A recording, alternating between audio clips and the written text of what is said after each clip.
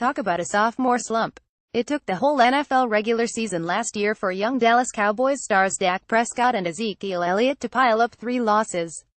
The rookies thrashed opposing defenses, earned fans' respect for doing everything right, and waltzed to the NFC East title at 133.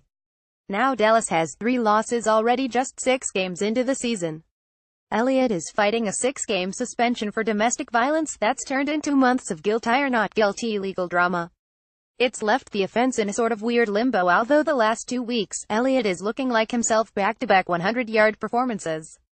That puts the pressure squarely on Prescott, who's done well in the Cowboys' 3 wins this season, but thrown at least 1 interception in each of their defeats. The sophomore, expected to be the star in the face of struggle, has had growing pains you'd expect from a young player. To be fair, the missing D in the Cowboys' defense drags down the offensive duo. Before a get-well game against the lowly 49ers last Sunday, the Cowboys had given up 30-plus points in 3 of their previous 4 games. They sit 22nd in points allowed and 21st in rushing yards allowed per game. America's team tries to right the ship this weekend against one of their longtime rivals, the Washington Redskins. The Skins are in a 33 slump of their own, although 2 of those losses are to the NFC-leading Philadelphia Eagles. What's at stake for both teams? The rights to still compete for an NFC East division title that's already a long shot. A 34 record, 7 games in would be a massive disappointment for 2 teams with rosters built for the postseason. Dallas at Washington, kickoff Sunday, October 29th at 4:25 p.m. ET channel. Fox spread Cowboys 1.53 things to watch. 1. Was San Francisco the fix-it moment for the Cowboys? Any way you look at it, the Cowboys dominated the 49ers on national television. Ezekiel Elliott had his season high in rushing yards, 147, yards per carry 5.7, and he scored twice on the ground for the first time all year, added a TD catch for good measure. Dak Prescott threw for 3 touchdowns and no picks, while Des Bryant tied his season high with 7 catches and a touchdown. All those who watched that game on Fox saw the definition of a rout. The 49ers were no match for who the Cowboys put on the field, but they're also 0-7. They've had the lead in a game for a total of 6 plays the entire season.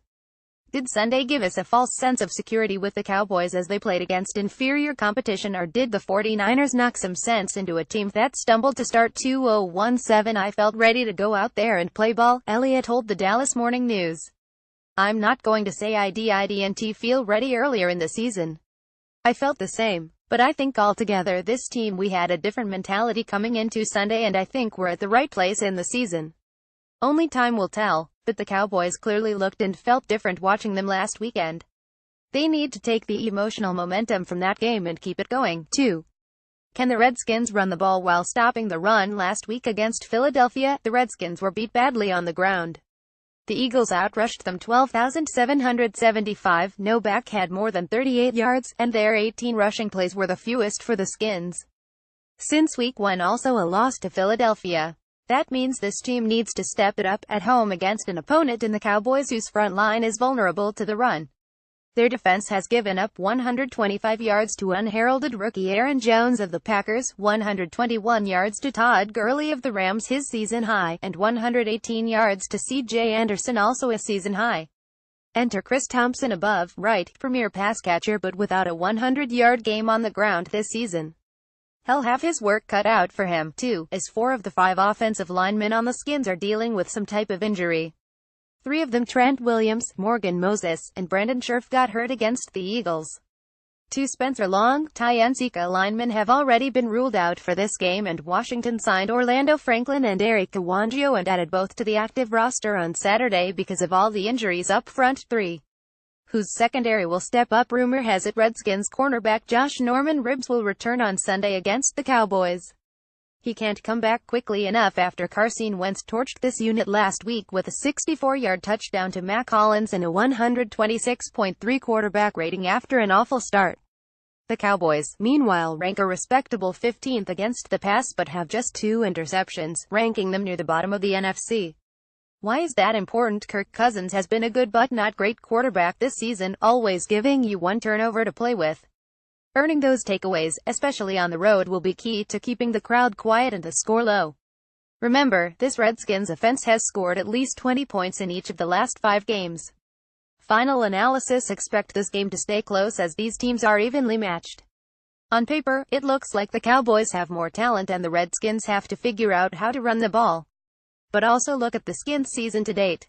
Their 3 losses are arguably to the 2 best teams we've seen from each conference, Philadelphia and Kansas City. If they're better than the 33 record indicates, and a marquee team like Dallas coming to town offers them the chance to prove it.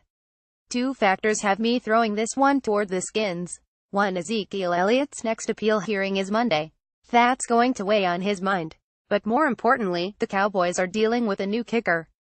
Dan Bailey's groin injury has him sidelined for several weeks. Veteran Mike Nugent, with an unremarkable resume, replaces him.